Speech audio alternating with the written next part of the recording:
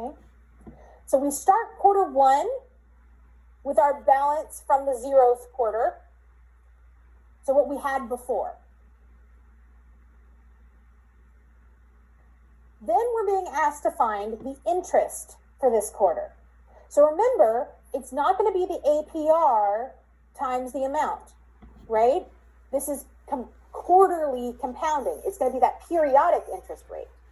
So it's going to be the amount we have in the account for the first quarter times the APR divided by N, the number of quarters per year. So 4 in this case. I want to be able to use this formula for the entire table. So I'm going to fix row 4 and row 3 so that when I fill this down and I pick a random one, I can see that it's using the principal for that one, but it's still using APR of 4.2% and compounds 4. Okay.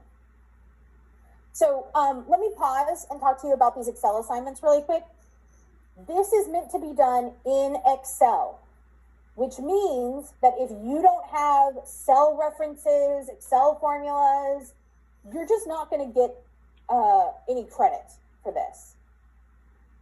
One of the objectives of this course is for you to do work in Excel, okay? If you don't do work in Excel on an Excel assignment, then you have not fulfilled the course objective for the assignment. You are required to do the work in Excel. If you turn in a file that has numbers that have just been typed in, so you've used your calculator and just typed in the numbers, that's no different from you turning in a piece of paper with numbers on it. You haven't done an Excel activity. You've just put it in Excel, but you didn't use Excel. So your work needs to be in Excel, and it needs to be using these cell references. You cannot write 4.2% over 4. It has to reference these numbers, these cells. Okay? Okay, so the total amount in the account is going to be the amount we started with plus the interest. Okay? So, now, all I really need to do, that total amount is going to be the same for every one. It's always going to be the amount in the account plus the interest. So I'm just going to fill that formula down. At the beginning of quarter 2, I have what I ended with in quarter 1. Well, that's what I did here. The beginning of quarter 1 was what I ended with quarter 0. So I can fill this one down as well.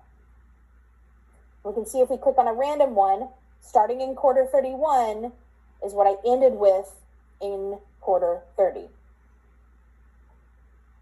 Okay.